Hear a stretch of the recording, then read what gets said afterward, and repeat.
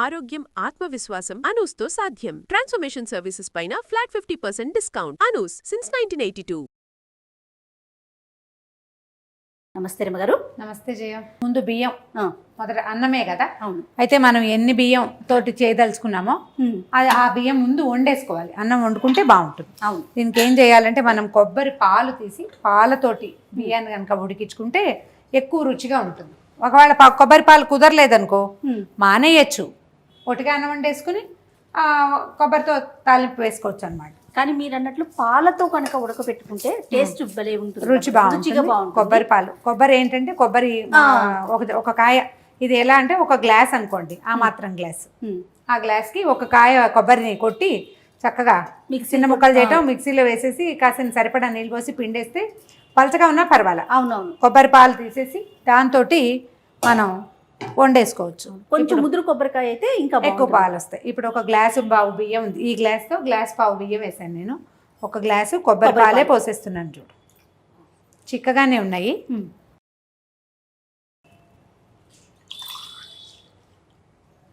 మన బియ్యము పాత బియ్యమా కొత్త బియ్యమా అవి ఆలోచించుకుంటే బాగుంటుంది. ఇంచుమించుగా అంటే 1కి 2 వేసుకుంటాం కదా, అలా వేసేసుకోవాలన్నమాట. ఆ లెక్కలో కొన్ని పాలు, సగం పాలు సగం నీళ్లు కూడా వేసుకోవచ్చు మన వీలు వెంబడి. అయితే ఇప్పుడు ఇందులోనే ఉప్పు వేసుకుని కూడా వండుకోవచ్చు లేదా తర్వాత తాలింపులో వేసుకోవచ్చు. పైన వేస్తే కొంచెం కలిసినట్టుగా ఉండదన్న అనుమానంతో కొంచెం ఉప్పు వేసుకుంటే కొద్దిగా వేసుకుందాము. అంటే 1 స్పూన్ పడుతుంది, ఒక ½ స్పూన్ మాత్రం వేసుకుందాం, అది కలిసిపోతుంది.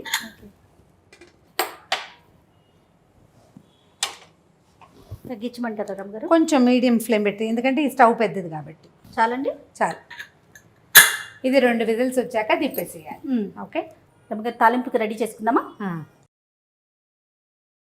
ఏం చేద్దామంటే కొంచెం నూనె కూడా వేసుకోవచ్చు, కానీ కొద్దిగా 1 స్పూన్. మనం అమ్మవారి నైవేద్యాలు ఆలోచన చేస్తున్నాం కాబట్టి 1 స్పూన్ కొంచెం నెయ్యి వేసుకుందాము.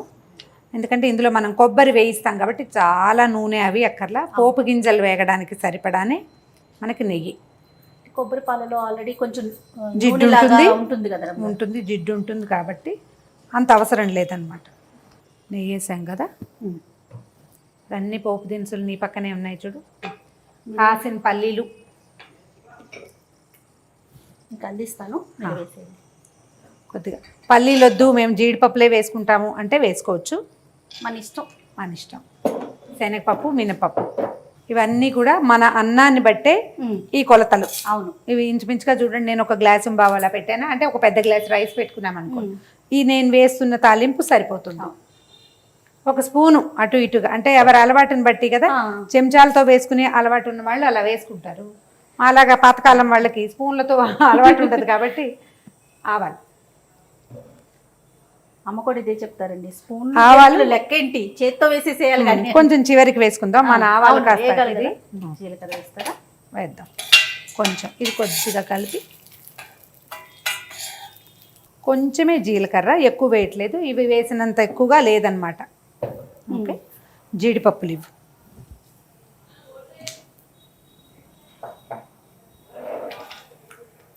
జీడిపప్పు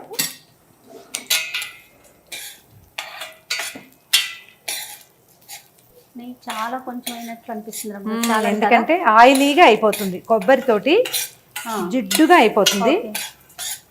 మనం కొబ్బరి వాడేటప్పుడు సాధ్యమైనంత నూనె, నెయ్యి తక్కువే వాడుకోవాలి. ఎందుకంటే పాలు పోసామా అదొక జిడ్డు, మరి కొబ్బరి వేస్తామా అది ఇంకా కొంచెం నూనె, ఆయిలీగా అవుతుంది. అందుకని కొంచెం పోపు వేగటానికి సరిపడా చాలు. ఇప్పుడు 2 ఎండుమిర్చి ఇవ్వు. ఎండుమిర్చి ముందు వేస్తే కొంచెం నల్లబడిపోతాయి కదా. అవునవును, బాగుండదు. ఎర్రగా ఉంటే బాగుంటాయి, చూడ్డానికి చక్కగా కనిపిస్తుంది.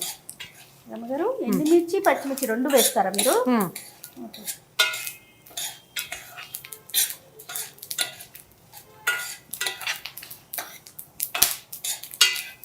పప్పులు వేగిన వాసన వస్తుంది కదా.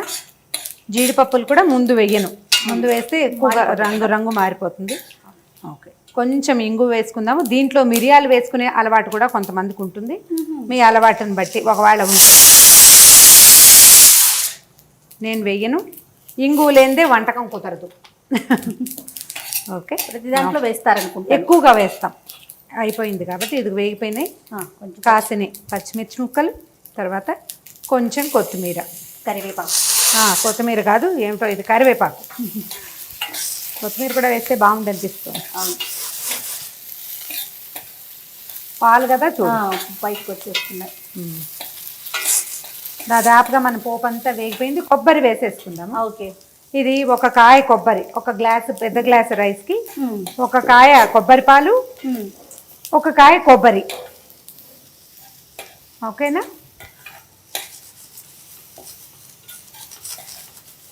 ఇది ఒకవేళ ఆఫ్ చేయమంటారండి?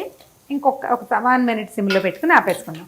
ఒకవేళ మన దగ్గర కొబ్బరి కూర ఉంటే చక్కగా కోరు అందంగా కనపడుతుంది. అంటే ఇలా కూరేది కొత్త ఇట్లా చీలికలుగా వస్తుంది కదా, అది అందంగా ఉంటుంది. మనం మిక్సీలో వేసింది కొంచెం మెత్తగా అయిపోతుంది. చూడు చక్కగా కనిపిస్తుంది. కుక్కర్ ఆపేసేద్దాం. కొబ్బరి వేగిన ఎరమ వస్తూ ఉంటుంది సన్నగా. ఇంకా కొంచెం మిగిలిన ఉప్పు వేసేస్తా. ఓకే ఓకే చాలు. కొబ్బరి వేగిపోయింది, ఆపేద్దాం. ఇది కూడా ఇది విజిల్ ఆవిరిపోయాక ఇది అది కలిపేసుకోవచ్చు. అయిపోయింది రమ్మగారు. వచ్చేసింది కదా, చూడు ఎలా వచ్చిందో.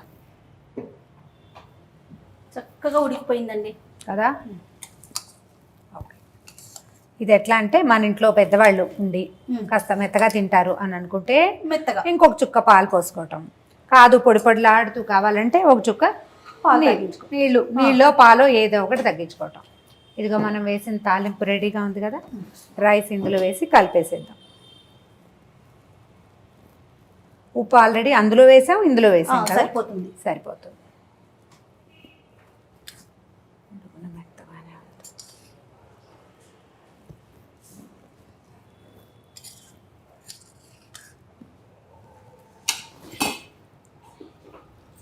కలిపేసే ఒకసారి.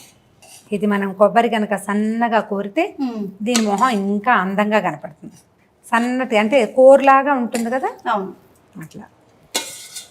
లేదా ఇదొక పద్ధతి. నువ్వు చెప్పినట్టు మొత్తం అన్ని కొబ్బరితో సహా తాలింపులు వేసేసి బిర్యానీ అవి చేసినట్టుగా పాలు అందులోనే పోసేసి అన్నం వేసేసి ఉడికించుకోవటం. అప్పుడు పోపు మెత్తగా ఉంటుంది. ఇందులో ఏంటంటే ఇది పోపు కరకరలాడుతూ మనకి ఎట్లా పులిహార పోపు లాగా. ఇది పొడి పొడిగా ఉంది కదా రమ్మగారు, నేను చెప్పిన మెత్తడు పొడి పొడిగా ఉండదు, శుద్ధగా ఉంటుంది, మెత్తగా ఉంటుంది. ఇదిగో వేడి వేడి కమ్మని వాసనలు వస్తున్న కొబ్బరి అన్నం.